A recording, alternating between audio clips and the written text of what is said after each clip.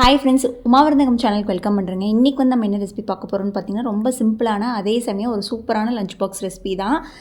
Soya கீமாவில் rice வந்து நம்ம செய்ய போகிறோம். இது வந்து லெஃப்ட் ஓவர் ரைஸில் கூட நம்ம வந்து தாராளமாக செய்யலாங்க. டேஸ்ட் வந்து வேறு லெவல் இருக்கும். எப்படி செய்கிறது அப்படிங்கிறத நம்ம வீடியோவில் போய் பார்க்கலாங்க. இதுக்கு வந்து ஃபஸ்ட்டு நல்லா கொதிக்கிற தண்ணியில் நீங்கள் சோயா வந்து போட்டுருங்க. 1 கப் அளவுக்கு சோயா 100 கிராமுக்கு கொஞ்சம் கம்மியாக இருக்குதுங்க.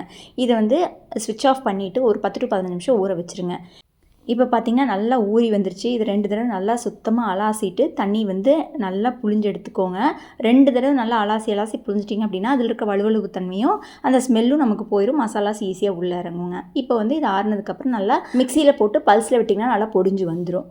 இப்போது அது மசாலா செய்ய ஆரம்பிச்சுக்கலாங்க. கடாயில் 1 டேபிள் ஸ்பூன் எண்ணெய் விட்டுக்கோங்க. ஒரு சின்ன துண்டு பட்டை, கிராம்பு, ஏலக்காய் போட்டுட்டு கூடவே வந்து 2 பெரிய வெங்காயத்தை கட் பண்ணி வச்சுருக்கேங்க. இதையும் போட்டுட்டு நல்லா வதக்கி விட்டுறலாம். ரொம்ப கலர் சேஞ்ச் ஆக வேண்டியது இல்லைங்க. வெங்காயம் வதங்கி வந்ததுன்னா போதும். இது கூடயே வந்து 2 பச்சை மிளகாயும் கொஞ்சம் கருவேப்பிலையும் போட்டுக்கிறேன். இதையும் சேர்த்து நம்ம நல்லா வதக்கி விட்டுறலாங்க. வெங்காயம் வந்து இந்தளவுக்கு வதங்கினதுக்கப்புறமா இது கூட வந்து ஒரு 1/2 டீஸ்பூன் வந்து இஞ்சி பூண்டு பேஸ்ட், அதோடைய பச்சை வாசம் போகிற வரைக்கும் நல்லா வதக்கி விட்டுருங்க. அந்த ஸ்மெல் போனால் தான் டேஸ்ட் வந்து நல்லாயிருக்குங்க. இது நல்லா வதங்கினதுக்கப்புறமா இது கூட வந்து 2 குட்டி தக்காளி பொடியாக கட் பண்ணி வச்சுருக்கேன். அதையும் உள்ளே சேர்த்திட்டு நல்லா கலந்து விட்டுருங்க. தக்காளி நல்லா மசிஞ்சு வரணும். அதுக்குள்ளே நம்ம வந்து சோயா வந்து பொடிச்சு ரெடி பண்ணி வச்சுக்கலாங்க. மிக்சியில் வந்து 2 பல்ஸ் விட்டிங்கன்னா சூப்பராக பொடியாகி வந்துடும். தக்காளி நமக்கு சூப்பராக வதங்கி வந்துருச்சு. இது கூட வந்து மஞ்சள்தூள் கொஞ்சம், 1 டீஸ்பூன் மல்லித்தூள், 1 டீஸ்பூன் வரமிளகாத்தூள் போட்டு ஃபஸ்ட்டு இது நல்லா கலந்து விட்டுலாங்க. இது கூட வந்து ஒரு 1/4 டம்ளர் தண்ணி விட்டுக்கிட்டிங்கன்னா அது வந்து அடி பிடிக்காமல் இருக்கும்.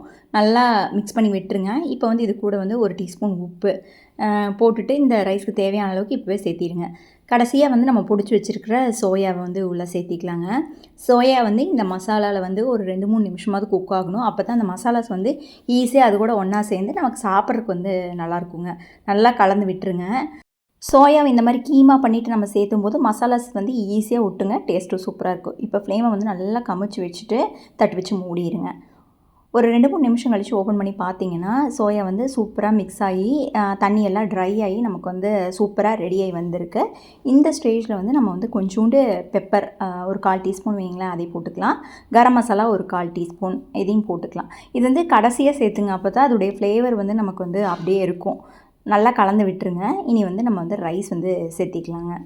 நான் வந்து மீதியான சாதத்தில் தான் செய்கிறேங்க. எனக்கு வந்து ஒரு 4 கரண்டி மீதி ஆயிடுச்சு. சரி இந்த மாதிரி செஞ்சு கொடுத்துட்டா நல்லாயிருக்கும் அப்படின்ட்டு செஞ்சேன். டேஸ்ட் உண்மையாலுமே நல்லா வந்தது. நீங்கள் வந்து ஃப்ரெஷ்ஷாக கூட ரைஸ் வந்து வேக வச்சு நல்லா ஆற வச்சுட்டு நான் சொன்ன அதே ப்ரிப்ரேஷன் வந்து நீங்கள் பண்ணிங்க அப்படின்னா சூப்பரான சோயா கீமா ரைஸ் வந்து ரெடி ஆயிரும். குட்டீஸ் வந்து உண்மையிலுமே விரும்பி சாப்பிடுவாங்க. அவ்வளோ நல்லா இருந்ததுங்க. நல்ல ஃப்ளேமை குறைச்சி வச்சுட்டு நல்லா 1 நிமிஷத்துக்கு நல்லா கிளறி விட்டுருங்க. எல்லாம் கலந்து வரட்டும். ஃபைனலாக பொடியாக கட் பண்ண மல்லி இலை அதையும் தூவிட்டு கலந்து விட்டுட்டு ஸ்விட்ச் ஆஃப் பண்ணிங்கன்னா சூப்பரான சோயா கீமா ரைஸ் வந்து ரெடி ஆயிரும். இந்த ரைஸ் வந்து தாராளமாக 2 பேர் சாப்பிட்லாங்க. ஒரு சின்ன டீ டம்ளர் அளவுக்கு ரைஸ் எடுத்தோன்னா நான் சொன்ன மெஷர்மெண்ட்டுக்கு வந்து கரெக்டாக இருக்கும். இன்னொன்று சோயா வந்து ரொம்ப ஈஸியாக கிடைக்கக்கூடிய ஒரு ப்ரோட்டீன் சோர்ஸுங்க. அதை வந்து அடிக்கடி உணவில் வந்து நம்ம தாராளமாக சேர்த்திக்கலாம். உண்மையிலேயே டேஸ்ட் வந்து அவ்வளோ நல்லா இருந்ததுங்க. இது கூடவே வந்து நீங்கள் பன்னீர் பொடிச்சு விட்டு சேர்த்துனீங்கனாலும் டேஸ்ட் வந்து ரொம்ப நல்லாயிருக்கும். இந்த வீடியோ உங்களுக்கு வந்து உபயோகமாக இருந்திருக்கும் நம்புறேங்க. பிடிச்சிருந்தா வீடியோக்கு ஒரு லைக் கொடுங்க. ஃப்ரெண்ட்ஸ் அண்ட் ஃபேமிலி கூட ஷேர் பண்ணுங்கள். நீங்கள் இது வரைக்கும் உமாவிருந்தகம் சேனல் சப்ஸ்கிரைப் பண்ணாமல் இருந்தீங்கன்னா சப்ஸ்கிரைப் பண்ணிக்கோங்க. தேங்க்யூ.